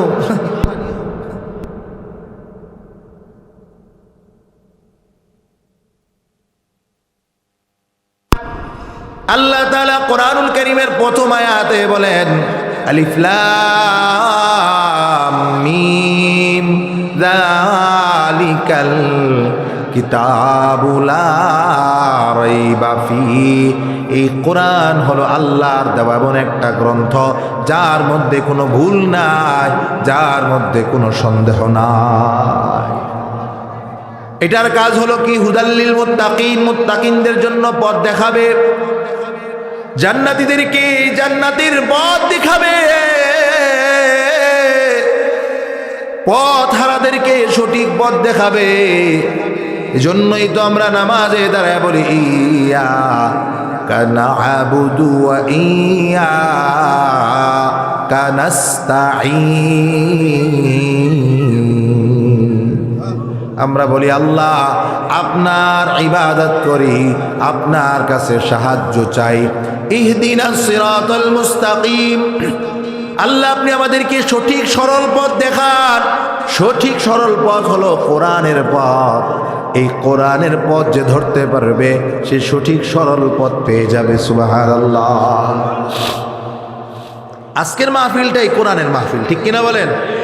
রাজবাড়ী তাহসিলুল কোরআন নুরানি হাফিজিয়া মাদ্রাসা, এখানে ছাত্রদেরকে ব্যবসা শেখানো হয় নাকি? ছাত্রদেরকে চুরি শেখানো হয়, ডাকাতি শেখানো হয়। কি শেখানো হয়? জোরে বলেন, লজ্জা লাগে বলতে। জোরে বলেন কি? আপনি তো রাতের বেলা আরামে ঘুমায়া গেছেন, মোবাইল টিপতে টিপতে 12টা বাজে গেছে, 1টা বাজে গেছে। আপনার তো কোনো চিন্তা নাই, কোনো পেরেশানি নাই, ফজর চলে যাক, কোনো সমস্যা নাই, আমার ঘুম ঠিক আছে। কিন্তু মাদ্রাসার ছাত্রগুলা রাতের বেলা ঘুমায়া যায়, টেনশন, 3টায় ঘুম থেকে জাগতে হবে। মাদ্রাসার মধ্যে কোনো গরম পানি নাই, এই মাদ্রাসার ছাত্ররা 3টায় ওঠে, ঠান্ডা পানি দিয়ে ওযু করে। আপনি তো আরামে কম্বল গায়ে ঘুমান, আর এই ছাত্ররা শীতের কাঁপুনি নিয়া আল্লাহর কদমে সিজদায় লুটায় পড়ে তাহাজ্জুদের নামাজে দাঁড়ায়া যায়। এই জন্য আল্লাহ বলে দুনিয়ার জমিনে যত কোটিপতি আছে আমার কাছে দামি না, যত সম্পদওয়ালা আছে আমার কাছে দামি না, বাড়িওয়ালা আমার কাছে দামি না, গাড়িওয়ালা আমার কাছে দামি না, দুনিয়াওয়ালা আমার কাছে দামি না, এমপি মন্ত্রী চেয়ারম্যান মেম্বার যা আছে আমার কাছে দামি না। আমার কাছে দামি হলো খায়রুকুম মান তাআল্লামাল কুরআনা ওয়া আল্লামা। আমার কাছে সবচেয়ে দামি হলো যে মাদ্রাসার ছাত্রটা কোরআন শিখে আর যে উস্তাদ কোরআন শিখায়। এই 2 শ্রেণী হলো আমার কাছে দামি। কোরআন যে পড়ে এবং পড়ায়। এখন আপনি বুড়া হয়ে গেছেন, আপনি যদি কোরআন পড়তে যান আপনিও আল্লাহর কাছে দামি। কথা কয় না? কারণ আপনি কোরআনের ছাত্র। কোরআন যে পড়ে এবং কোরআন যে পড়ায়। মাদ্রাসার ছাত্ররা যখন রাস্তা দিয়ে চলে, রহমতের ফেরেশতারা নূরের পাখা বিছায়া দেয়। আল্লাহু আকবার বলেন। গর্তের পিপিলিকারা পর্যন্ত মাদ্রাসার ছাত্রদের রহমতের দোয়া করে। প্রশ্ন হতে পারে, হুজুর গর্তের পিপিলিকারা কেন দোয়া করতে যাবে মাদ্রাসার ছাত্রের জন্য? হাজী সাহেবের লেগে দি দোয়া করে না, মুসল্লিদের লেগে দি দোয়া করে না, দানকারীদের জন্য দি দোয়া করে না, মাদ্রাসার ছাত্রদের জন্য কেন দোয়া করবে? এটা আমার কথা নয়, নবীজির কথা। নবীজি বলেন আজনি হাতিল মালাইকা, ফেরেশতারা নূরের পাখা বিছায়া দেয় এবং গর্তের পিপিলিকা থেকে নিয়ে সাগরের মাছ পর্যন্ত মাদ্রাসার তালিবে ইলম কোরআনের পাখিদের জন্য দোয়া করে। প্রশ্ন হতে পারে, হুজুর গর্তের পিপিলিকারা কেন দোয়া করে? কিতাবের মধ্যেই প্রশ্নের জবাব দিয়ে দিয়েছেন। আল্লাহ তাআলা পিপিলিকাকে এমন একটা প্রাণী বানিয়েছে, পিপিলিকাদের অভ্যাস হলো 6 মাসের খাবারকে মজুদ রাখা। দেখবেন আপনি যদি কোথাও পিপিলিকার গর্ত খুঁড়েন, ওই পিপিলিকার গর্তের ভিতরে দেখবেন সাদা সাদা খাবার দেখা যায়, ঠিক না বে ঠিক? জমিনের উপরে একটা খাবারের টুকরা পড়ে আছে, তারা খাবে না, দলবল নিয়ে এটাকে টাইনা হেঁচড়ায়া নিজের গর্তে ঢুকাইয়া এটাকে খাবার বানাবে। এটা যেন 6 মাস ঠিক থাকে এমনভাবে খাবার বানাবে, এটা দুনিয়ার কেউ করতে পারে না। করে দিয়েছেন কে? আমাদের দেশের পাউরুটি 3 দিন মেয়াদ থাকে, কেক 5 দিন মেয়াদ থাকে, 5 দিন পরে ডেট ফেল, ঠিক কিনা বলেন? অথচ এই পিপিলিকার খাবারকে আল্লাহ তাআলা এমনভাবে প্রসেস করে দেয়, পিপিলিকারা এমনভাবে এই খাবারগুলোকে প্রসেস করে 6 মাস পর্যন্ত পানি লাগলেও নষ্ট হবে না, সূর্যের আলো লাগলেও নষ্ট হবে না, এমনভাবে আল্লাহ ফ্রিজিং করে দেয় 6 মাসের খাবার পিপিলিকারা ভালো রাখতে পারে। এখন হাদিসের মধ্যে আসছে লা তাকুমুস সাআতা ইউকালু ফিল আরদি আল্লাহ আল্লাহ। জমিন ততদিন পর্যন্ত ধ্বংস হবে না যতদিন পর্যন্ত জমিনে কোরআন পড়নেওয়ালা থাকবে, কোরআন পড়ানেওয়ালা থাকবে, এই জমিনের উপরে আল্লাহ আল্লাহ বলনেওয়ালা থাকবে, ততদিন পর্যন্ত জমিন ধ্বংস হবে না। পিপিলিকারা চিন্তা করে 6 মাসের খাবার মজুদ, জানি না কখন পৃথিবী ধ্বংস হয়ে যায়। এই জন্য আল্লাহর কাছে দোয়া করে, আল্লাহ মাদ্রাসার ছাত্র থাকলে আমাদের দুনিয়া ঠিক থাকবে, আমাদের 6 মাসের খাবারও ঠিক থাকবে। এই জন্য করতে পিপিলিকা মাদ্রাসার ছোট্ট মাসুম বাচ্চা সিরা পাঞ্জাবি পরে গেছে, কালা হিঙ্গেল পড়তেছে, এইটার জন্য রহমতের ফেরেশতারা নূরের পাখা বিছায়া দেয়। আর আপনি যতই কোটটা ইন কইরা 1000 5 লাখ টাকা দামে জুতা পরে হাঁটেন, ফেরেশতারা আপনার নূরের পাখা আপনার পায়ের নিচে বিছাবে না। সুবহানাল্লাহ। এটা কিসের বরকত? কোরআনের বরকত। কিসের বরকত? এই জন্য বাবা কোরআনুল কারীমকে আল্লাহ তাআলা আমাদের জন্য শিফা বানিয়েছেন। আল্লাহ বলেন ওয়া নুনাজ্জিলু মিনাল কুরআন মা হুয়া শিফাউ ওয়া রাহমাতুল লিল মুমিনিন। আল্লাহ বলে গোলাম, কোরআন হলো শিফা, কোরআন হলো তোমার জন্য হেদায়াত, কোরআন হলো তোমার জন্য পথ প্রদর্শক। একজন মাদ্রাসার ছাত্রের পেটের ব্যথা শুরু হয়ে গেছে, উস্তাদজির কাছে আসছে, উস্তাদজি আমার তো পেটের ব্যথা, আমি আর সহ্য করতে পারি না। উস্তাদ শিখাইয়া দিলেন, বাবা তুমি কোরআন পড়ো। এই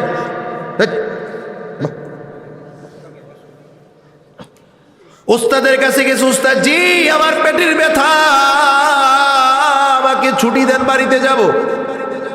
এই ছেলেটার চমৎকার কোরআন তেলাওয়াত পারে, এত সুন্দর কোরআন তেলাওয়াত পড়ে শুনতেই মনে চায়, শুনতেই মনে চায়।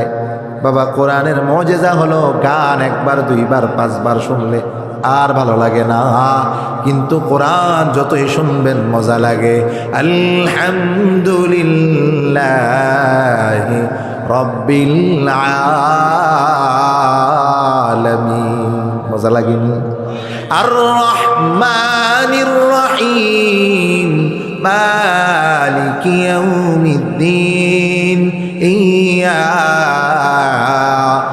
না'বুদু ওয়া ইয়্যাকা নাস্তাঈন ইহদিনাস সিরাতাল মুস্তাকিম সিরাতাল লাযীনা আন'আমতা আলাইহিম গায়রিল মাগদুবি আলাইহিম ওয়ালাদ-দাল্লিন। কোরআনুল কারীমের তেলাওয়াত যত করবেন মজা, মনের মধ্যে পেরেশানি, বাবা কোরআনটা হাতে নিয়ে নেন, আল্লাহর কালাম পড়েন, আল্লাহ পেরেশানি দূর করে দিবে। কোরআনটা হাতে নেন, বুকে নেন, আল্লাহ মনের ব্যথা দূর করে দিবে। দুনিয়ার সব বেঈমান হতে পারে, দুনিয়ার সকলে বিশ্বাসঘাতকতা করতে পারে, দুনিয়ার জমিনে সবচেয়ে প্রিয় মানুষ হলো মা। এমন মা আছে সন্তানের সাথে বেঈমানি করে, স্ত্রী স্বামীর স্ত্রীর সাথে বেঈমানি করে, দুনিয়ার সন্তান বাবার সাথে বেঈমানি করে, কিন্তু দুনিয়াতে এমন একটা গ্রন্থ আছে আল কোরআন, যে কোরআন কারোর সাথে বেঈমানি করে না। ইযা ওয়াজাআল মাইতু ফি কবরিহি জাআল কুরআন ইনদা রাসিহি। আল্লাহর নবী বলে, কোরআনকে ভালোবাসো, কোরআনকে মুহাব্বত কর, কোরআনকে আঁকড়ায় ধর। কি হবে? কবরে রাখার পরে এই কোরআন সবার আগে মাথার পাশে দাঁড়ায়া যাবে। আল্লাহ, আপনার বান্দা দুনিয়ার জমিনে আমাকে ভালোবাসছে, আমাকে মুহাব্বত করছে, আমাকে তিলাওয়াত করেছে, আপনি যা হুকুম করেছেন মেনেছে, আপনার এই কোরআনকে সে বুকের সাথে জড়াইছে। আল্লাহ, আমি তার পক্ষে সাক্ষী হয়ে দাঁড়ায় গেলাম, আপনি তাকে আজকে জাহান্নামের আগুনে জ্বালাতে পারবেন না।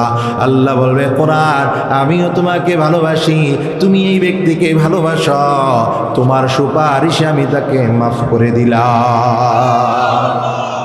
দুনিয়ার সব বেঈমানি করতে পারে আপনার সাথে, বন্ধু বন্ধুর লোকে বেঈমানি করে, ঠিক নিও। টাকা না দিলে তুই আমার লোকের পরিচয় দিস না, বন্ধু স্বার্থ উদ্ধার হয়ে গেল, তোর আমি চিনি না। কিন্তু কোরআন কখনো আপনাকে একা রেখে যাবে? আপনার সন্তান কবরে রাখার পরে চলে যাবে। আমরা যদি বলি, বাবা তোমার বাপে তোমারে বাড়ি বানায় দেয়া গেছে, গাড়ি দেয়া গেছে, কোটি টাকার মালিক বানায় দেয়া গেছে, তুমি তোমারে বাবারে ভালোবাসনি। সন্তান বলে, হুজুর কি বলেন, আমার বাপ আমার কাছে এত ভালোবাসা, এত মহাব্বত, আমার বাবা কবরে চলে গেছে, আমি তো বুঝাতে পারবো না। যদি ওই সন্তানকে বলেন, একটা রাত তোমার বাবার কবরের শিওরে বইসা থাকো, দুনিয়ার কোনো সন্তান পারবে না। ঠিক কিনা বলবেন? আমার ডর লাগে। কি বলবে? বাবারে শোয়াই রেখে এনে থাকতে পারতেছে না। তার মানে কবরে রাখার পরে সন্তান চলে যেতে পারে, আত্মীয় স্বজন চলে যেতে পারে, সকলেই দুনিয়ার কাজে ব্যস্ত হয়ে যাবে। কোরআন বলে, আমি থাকবো তোমার সাথে। আল্লাহু আকবার বলে, আমি তোমাকে একা রেখে যাব না। দুনিয়ার জমিনে কোরআনের সাথে মোহাব্বত, কবরে কোরআন সাথী। দুনিয়ার জমিনে কোরআন পড়ব, কবর আমাকে, ওই কোরআন আমাকে কবরের আযাব থেকে বাঁচাবে। ফেরেশতাদের সাথে কোরআন কথা বলবে, কোরআন বলবে, তাকে কি জিজ্ঞাসা করো? এই বেটা আমারে জিগা, আমারে জিগা, ঠিক কিনা? পোলারে লইয়া বাপে বাজারে গেছে, তো বাপের একটু হেডাম আছে, পাওয়ার আছে, তো পোলা একজনের সাথে ধাক্কা খাইছে, ওই বেটাকে পোলার কালার ধরছে। বাপে তুই আরে আমার কাছে না না, আমার কাছে, আমার চিনা আছে, তুই কারে ধরছ? এটা আমার পোলা, পোলা, ঠিক কিনা বলেন? কোরআন ফেরেশতাদেরকে বলবে, এ ফেরেশতারা, কার সাথে কথা বলস? এদিকে এদিকে এদিকে, আমি কোরআন, আমার সাথে কথা বল। এই তো আমার বন্ধু ছিল দুনিয়ার জমিনে, আমি তার একা কবরে ফেলা যাই নাই, আমি থাকতে তার সাথে কোনো কথা নাই, আমার সাথে বল, কি বলতে চাস? আমি তারে না নিয়া জান্নাতে যাব না, সে দুনিয়ার জমিনে আমার সাথী, আমি আজকে তার কবরের সাথী। এই জন্য কোরআনকে মহাব্বত করবনিও, তেলাওয়াত করবনি। মাদ্রাসার ছাত্র বলে, হুজুর আমার তো পেটের ব্যথা সহ্য করতে পারি না, কি করব কি করব? হুজুর বলে, বাজার আল্লাহ তো কোরআনে বলছে, ওয়ানুনাজ্জিলু মিনাল কুরআন মা হুয়া শিফাউ ওয়া রাহমাতুল লিল মুমিনিন। আল্লাহু আকবার। আল্লাহ তো বলছে কোরআন হলো শেফা, এই কোরআন পড়ো, আল্লাহ তোমার পেটের ব্যথা দূর করে দিবে। সুবহানাল্লাহ পড়েন। ইমাম সাহেব হুজুরের কাছে যায়, হুজুর নাতি তো সারা রাত কান্না করছে, কি করবো? এটা ফু দিয়া দেন, ঠিক কিনা বলেন? ইমাম সাহেব হুজুর কোরআন পড়ে ফু দেন, নাতির কান্না বন্ধ। সুবহানাল্লাহ বলেন। হুজুর মাথাটা ব্যথা করতেছে, এটা ফু দিয়া দেন। হুজুর কোরআনের আয়াত পড়ে ফু দিয়ে মাথা ব্যথা ভালো হয়ে যায়, ঠিক না মে? ঠিক। কোরআন হলো এত পাওয়ারফুল, দুনিয়ার ঔষধ, দুনিয়ার ডাক্তার যেখানে শেষ, কোরআনের হুকুম সেখান থেকে শুরু। সুবহানাল্লাহ। ছাত্র বলে, হুজুর পেটের ব্যথা তো সহ্য হয় না, কি করব? হুজুর বলে, ফাকরাউ মা তায়াসসারা মিনাল কুরআন, কোরআন পড়, কোরআন পড়, আল্লাহ পেটের ব্যথা দূর করে দিবে। সুবহানাল্লাহ বলেন। এবার ওই মাদ্রাসার ছাত্র কুরআনুল কারীমের তেলাওয়াত শুরু করেছে। তাবারাকাল্লাযী বিয়াদিহিল মুলক ওয়া হুয়া আলা কুল্লি শাইইন কাদির আল্লাযী খালাকাল মাউত ওয়াল হায়াতা লিয়াবলুয়াকুম আইয়ুকুম আহসানু আমালা। এইভাবে পড়তে পড়তে সূরা মুলুক শেষ, এর পেটের ব্যথা ভালো হয় না। আল্লাহু আকবার বলেন। ছাত্র আবার আসছে, হুজুর সূরা মুলুক তো শেষ, পেটের ব্যথা তো ভালো হয় না। হুজুর বলে ইয়াসিন পড়, ইয়াসিন সূরাটা পড় যা। আল্লাহর বান্দা মাদ্রাসার ছাত্র সূরা ইয়াসিনের তেলাওয়াত শুরু করে, ইয়াসিন ওয়াল কুরআনিল হাকীম ইন্নাকা লামিনাল মুরসালিন আলা সিরাতিন মুস্তাকিম তানজিলাল আজিজির রহিম লিতুনযিরা কওমান মা উনযিরা আবাউহুম ফাহুম গাফিলুন লাকাদ হাক্কাল কওলু আলা আকসারিহিম ফাহুম লা ইউমিনুন। ইয়াসিন সূরা শেষ, এর আর পেটের ব্যথা ভালো হয় না। সুবহানাল্লাহ বলেন। মুসিবত না, কোরআন পড়লে বলে পেটের ব্যথা ভালো হয়। মুলুক পড়ে ফেলছে, ভালো হইল না। তারপরে সূরা ইয়াসিন পড়া শেষ, তাও ভালো হইল না। হুজুরের কাছে, হুজুর আপনি আমারে কি ওষুধ দিলেন, যত পড়ি ব্যথা খালি বাড়ে বাড়ে। হুজুরকে শেষ যা, এবার সর্বশেষ সূরা আর রহমান নাকি পড়। সুবহানাল্লাহ পড়েন। ওই মাদ্রাসার ছাত্র আর রহমান পড়া শুরু করে দিয়েছে। সূরা রহমান পড়া শেষ হয়ে গেছে, পেটের ব্যথা কমে না। মাদ্রাসার ছাত্র চিন্তা করলো, আর হুজুরের কাছে বলে লাভ নাই, আমি আর সহ্য করতে পারি না। কোরআনকে রাইখা ওই মাদ্রাসার ছাত্র ওই জায়গায় শুয়া পড়ছে। ওই শুয়া যাওয়ার সাথে সাথে ঘুম চলে আসছে। আল্লাহু আকবার। কিতাবের মধ্যে আসছে, যখন ওই মাদ্রাসার ছাত্র ঘুমায়া গেছে, দুইজন ফেরেশতা তার মাথার পাশে আইসা বসা। একজন আরেকজনকে জিজ্ঞাসা করে, এ ভাই, কোরআন না মানুষের জন্য শেফা? এই মাদ্রাসার ছাত্রটা তো কোরআন পড়লো, সূরা মুলুক, পেটের ব্যথা ভালো হলো না। ইয়াসিন পড়ে ফেললো, পেটের ব্যথা ভালো হলো না। আর রহমান পড়ে ফেললো, পেটের ব্যথা ভালো হলো না। কেন এই কোরআন তার পেটের ব্যথা ভালো করতে পারে না? ওই পাশের ফেরেশতা জবাব দেয়, এই মাদ্রাসার ছাত্রটা কোরআন যখন পড়তেছিল, আল্লাহর কাছে এত ভালো লাগতেছিল, আল্লাহ যদি তার পেটের ব্যথা ভালো করে দেয়, তার তো তিলাওয়াত বন্ধ হয়ে যাবে। আল্লাহ চাইতেছে এই মাদ্রাসার ছাত্রটা তেলাওয়াত করুক। এই মাদ্রাসার ছাত্র যতক্ষণ তেলাওয়াত করবে, আল্লাহর কাছে তত ভালো লাগতেছিল। এই জন্য আল্লাহ বলেছে, পেটের ব্যথা ভালো হইস না, ভালো হইস না, ভালো হইলে তো তেলাওয়াত বন্ধ হয়ে যাবে। আল্লাহু আকবার। কুরআনুল কারীম আল্লাহ বড় পছন্দ করে, কোরআন তেলাওয়াত আল্লাহ বড় মহব্বত করে, বড় মহব্বত করে। এই জন্য আমি কোরআন শিখবো, আমার সন্তানকে কোরআন শিখাবো। আমি কোরআন পড়তে জানি না, কোরআনের জন্য মেহনত করব, সন্তানকে কোরআন পড়াবো। আজকে জমানা এমন হয়ে গেছে, ইংলিশ পড়ানোর জন্য হাজার হাজার টাকা খরচ করি, আছে না নাই বলেন? অঙ্ক পড়ানোর জন্য হাজার হাজার টাকা বেতন দেই। শিক্ষক রেখেছি, সপ্তাহে 4 দিন ক্লাস, 4 দিন পড়াবে, 5,000 টাকা, 10,000 টাকা। ঠিক না ভাই? ঠিক বলেন। আর ইমাম সাহেব, হুজুর, খাদেম সাহেব, মুয়াজ্জিন সাহেবরে বলে, হুজুর আমার একটা ছেলে আছে, একটু আরবি পড়াইতে পারবেন নি? মুয়াজ্জিন সাহেব বলে, ঠিক আছে পড়াতে পারবো, কত দেওয়া লাগবে? মুয়াজ্জিন সাহেব চিন্তা করছে, হাজী সাহেব মানুষ, টাকা পয়সা আছে, চাইলে ক্ষতি কি? বলে 1000 দিয়া দিয়েন। আয় হায় হুজুর, কি কোন এটা, 1000 টাকা দাম লাগবো, 500 দিলে হয় না? ঠিক না ভাই? ঠিক বলে।